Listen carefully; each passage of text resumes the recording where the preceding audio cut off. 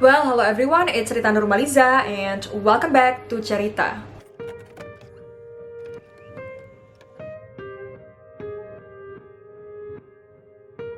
Kisah tentang pembunuhan memang membuat kita yang mendengar seperti terseret ke saat peristiwa itu terjadi dan gak jarang membuat kita merinding dan sebagian masih dibayangi oleh kasus tersebut, terutama jika kasus kematian itu masih belum terpecahkan hingga hari ini. Nah, di video kali ini aku akan membahas tentang 5 kasus pembunuhan paling terkenal di dunia.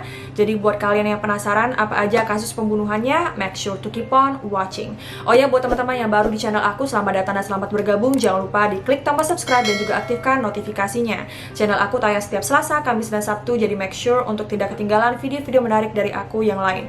Please bantu subscribe ya, karena konten kayak gini itu akan dapat dolar kuning gitu buat konten kreatornya, dan duitnya dikit banget guys. Jadi the only thing that I really hope for you guys to do for me is to subscribe. Please subscribe.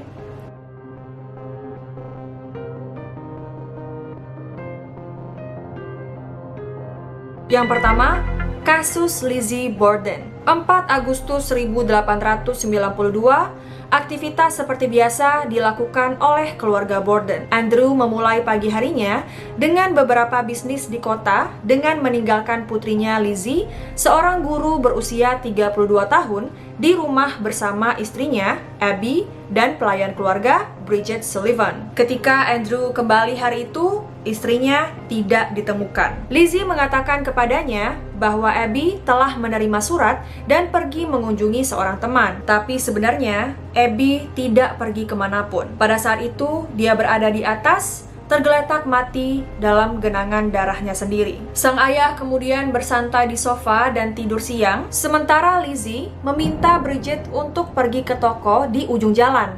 Tapi Bridget menolaknya karena merasa nggak enak badan. Sebaliknya, Bridget pun kembali ke kamar, kemudian juga tertidur. Tapi ketika Bridget baru aja istirahat sebentar, ia dibangunkan oleh suara teriakan dan jeritan. Lizzie berteriak bahwa ayahnya telah dibunuh. Ketika Bridget keluar, dia pun menemukan Andrew mati di sofa berlumuran darah. Wajahnya rusak sehingga dia hampir tidak bisa dikenali. Dalam kepanikan, Lizzie ingat bahwa ibu tirinya yaitu Abby seharusnya sudah kembali ke rumah sekarang. Dia pun meminta Bridget untuk memeriksanya di lantai atas. Pencarian Bridget tentu singkat. Dia hanya berjalan setengah jalan menaiki tangga dan langsung menemukan sosok yang dicarinya telah meninggal. Abby menerima 19 pukulan dari kapak dan suaminya dipukul 11 kali. Awalnya, Lizzie bukan tersangka. Tetapi setelah seorang teman memergoki Lizzie tengah membakar salah satu gaunnya karena ternoda, dia pun ditangkap dan diadili atas pembunuhan tersebut. Akhirnya, pengadilan membebaskan Lizzie dari tuduhan itu karena nggak ada bukti yang cukup terhadap Lizzie. Pembela memberikan Lizzie alibi, dan tentu saja mereka nggak bisa percaya ya bahwa seorang guru wanita bisa melakukan kejahatan semacam itu. Ada banyak banget teori tentang apa yang mungkin terjadi. Beberapa menyalahkan Lizzie dan yang lain menuduh Bridget Sullivan, dan sebagian lagi mengatakan bahwa mereka melakukan pembunuhan bersama. Tapi lebih dari 100 tahun kemudian, misteri pembunuhan tersebut tidak terpecahkan. Yang kedua, Black Dahlia. Elizabeth Short adalah seorang wanita yang memiliki cita-cita untuk menjadi seorang aktris terkenal. Tapi, bahkan dia sendiri pun tidak pernah membayangkan jika apa yang kelak didapatkannya adalah sebagai korban pembunuhan brutal yang masih menjadi misteri hingga beberapa dekade. Pada 15 Januari 1947, seorang wanita muda dan putrinya yang berusia 3 tahun menemukan mayat Elizabeth Short yang berusia 22 tahun. Dia dimutilasi dengan sangat mengerikan. Tubuhnya benar-benar dipotong menjadi 2. Bahkan cara pelaku memutilasi korbannya pun sangat rapi. Terlihat dari cara memotong tubuh korbannya. Memang ada tanda-tanda ikatan di pergelangan tangannya, tapi nggak ada bekas darah yang ditemukan baik di tubuh Elizabeth ataupun di sekitar lokasi TKP. Mungkin bagian terburuk adalah wajahnya. Pembunuhnya telah menggores sebuah sayatan dari sudut kedua sisi mulutnya ke arah telinganya, seperti mengukir senyum Joker di wajah wanita itu. 1 minggu kemudian, seorang editor di Los Angeles Examiner menerima telepon dari seseorang yang mengaku sebagai pembunuhnya. Dia menyimpan souvenir yang katanya akan dia kirimkan melalui pos. Dia pun menepati janjinya ya, karena 4 hari kemudian, seorang pekerja pos mengeluarkan surat yang ditujukan kepada penyidik. Di dalamnya ada akta kelahiran Elizabeth Short, kartu nama, foto, dan buku alamatnya. Tapi seperti banyak pembunuhan terkenal lainnya, media hanya mengaburkan penyelidikan. Polisi dibanjiri dengan terlalu banyak saran untuk menyaring kebenaran dari kebohongan. Mereka menginterogasi 12 tersangka dan mendengarkan lebih dari 60 orang yang mencoba menegaskan bahwa mereka adalah pembunuh. Tetapi mereka tidak pernah berhasil menemukan pelaku yang sesungguhnya. Yang ketiga, kasus Boy in the Box. Hampir 70 tahun berlalu, tetapi misteri mayat anak laki-laki yang ditemukan di dalam sebuah kotak kardus belum terpecahkan hingga sekarang. Saat itu adalah bulan Februari tahun 1957 di luar Philadelphia. Seorang pemburu menemukan kotak kardus yang tergeletak di hutan, dan di dalamnya ada mayat seorang anak laki-laki dalam kondisi telanjang dan termutilasi. Tapi pemburu tersebut tidak memberitahu siapapun, karena dia takut ya, jika dia lapor ke polisi, maka dia akan ditangkap karena profesinya sebagai pemburu ilegal. Dan selama berhari-hari berikutnya, mayat tersebut masih tergeletak di sana, masih di posisi yang sama, sampai kelak ada sosok lain lagi yang menemukannya dan lebih berani untuk melaporkan mayat anak laki-laki tersebut ke polisi. Bocah tersebut diperkirakan berusia antara 3 sampai 7 tahun. Diduga sebelum pembunuhannya, dia adalah sosok terlantar karena tubuhnya yang kecil seperti kekurangan gizi dan juga tidak terawat. Rambutnya telah dipangkas sekitar waktu kematiannya, karena kayak ada bekas potong rambut gitu guys di tubuhnya. Dan tubuh itu sendiri terdapat bekas luka, terutama di pergelangan kaki, pangkal paha, dan dagu. Tubuh bocah kecil itu terbungkus rapat dalam sebuah selimut sebelum akhirnya membusuk. Polisi menggunakan sidik jari korban dengan harapan menemukan kecocokan, tapi nggak ada titik terang yang muncul. Ratusan ribu selebaran dikirim ke daerah sekitarnya, sekedar untuk informasi tentang bocah lelaki yang tidak dikenal itu.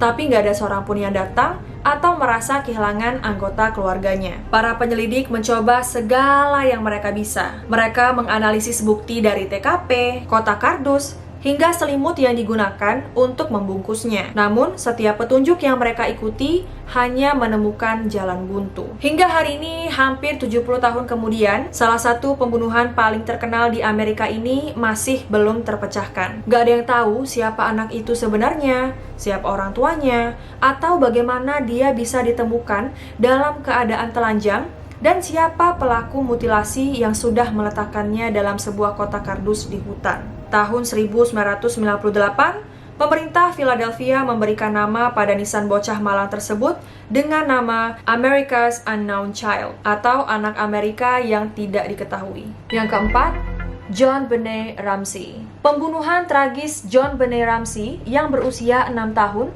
juga tidak terpecahkan telah menarik perhatian dunia selama lebih dari 2 dekade. Pada saat kematiannya, JonBenét adalah seorang ratu kecantikan terkenal yang tinggal bersama orang tuanya, yaitu Patricia dan John Ramsey, dan saudara lelakinya yang berusia 9 tahun, Burke Ramsey. Pada pagi hari setelah Natal, 1996, kehidupan keluarga Ramsey berubah drastis. Patricia, ibu JonBenét, menelepon polisi dengan panik, mengatakan bahwa putrinya telah diculik dan dia menemukan surat yang meminta uang tebusan untuk putri mereka. Catatan yang terdiri dari 3 halaman tersebut menuntut agar keluarga Ramsey membayar $118.000 untuk menebus JonBenét. Tapi JonBenét tidak benar-benar diculik. Hanya beberapa jam kemudian, mayatnya ditemukan dalam rumah keluarganya sendiri. Setelah menjalani pemeriksaan, diketahui bahwa JonBenét telah mengalami pelecehan seksual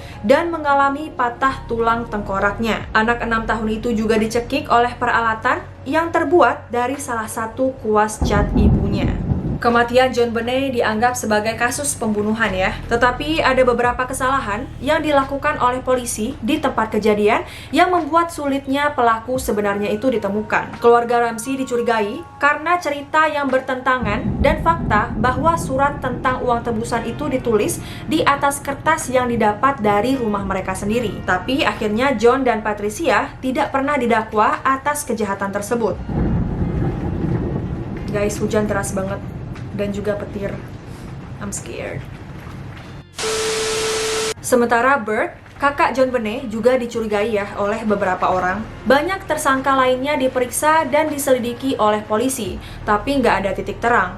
Dan hingga hari ini, kematian tragis John Benet Ramsey masih belum terpecahkan. Yang terakhir, pembantaian St. Valentin. Pada akhir 1920-an, perang antar geng di Chicago mencapai puncaknya dengan kematian 7 orang pria. Itu adalah kasus berdarah yang akan terus diingat sebagai kekejaman dan pembantaian hari St. Valentin. Kejadian mengerikan ini diorganisir oleh Al Scarface Capone sebagai cara untuk menyingkirkan saingannya George Bugs Moran. Pada pagi hari 14 Februari 1929, 4 pria, anak buah Al Capone, tiba di gudang Moran, tempat di mana Moran memiliki peredaran minuman ilegal. Diyakini bahwa Capone memancing Moran ke gudang dengan berpura-pura bahwa salah satu usahanya di Kanada membutuhkan bantuan. 5 pria anak buah Moran menjawab panggilan Capone, ditemani oleh 2 mekanik mobil. Mereka masuk ke dalam gudang dan tidak pernah membayangkan bahwa orang-orang Capone sedang menunggu di dalamnya. Albert Wensheng sebagai sosok terakhir dari orang-orang Moran yang keluar dari sedan Cadillac-nya dan berjalan menuju gudang yang didatangi oleh 2 petugas polisi yang memaksanya masuk. Orang-orang Moran menyangka bahwa mereka telah ditangkap. Mereka berbaris di dinding, membelakangi polisi, dan semuanya tetap diam. Namun orang-orang yang menghentikan mereka sama sekali bukan petugas polisi. Mereka adalah anak buah Capone yang menyamar. Begitu orang-orang Moran berbaris di dinding, 2 orang lagi anak buah Capone dengan mengenakan pakaian biasa masuk ke dalam dengan senjata mesin ringan di lengan mereka. Mereka menembaki para pria itu dan 6 dari mereka tewas di tempat. Tetapi seseorang bertahan dengan luka yang sangat berat. Tapi target utama rencana itu adalah Bugs Moran, dan ternyata tidak pernah tercapai ya. Orang-orang itu salah sasaran dengan mengira bahwa Wensheng adalah Moran. Sebuah kesalahan yang menyelamatkan nyawa Bugs Moran. Capone adalah tersangka utamanya, tapi tidak ada yang pernah dibawa ke pengadilan untuk pembunuhan tersebut. Capone tidak pernah menjadi tersangka atas kekerasan dan pertumpahan darah yang terjadi saat itu, yang dikenal sebagai pembantaian hari St. Valentin. Nah, itu dia teman-teman 5 kasus pembunuhan paling terkenal di dunia. Kalau misalnya kalian mau aku bikin part 2-nya, silahkan komen di bawah. Tapi kalau kalian suka video ini, make sure to like, comment, share, and subscribe, and turn on post notification supaya kalau aku upload video baru, kalian tidak ketinggalan. Kalau misalnya ada informasi dari aku yang salah, kurang tepat, kurang lengkap, silahkan koreksi aja di bawah. Dan I'll see you guys in my next video. Jangan lupa di subscribe.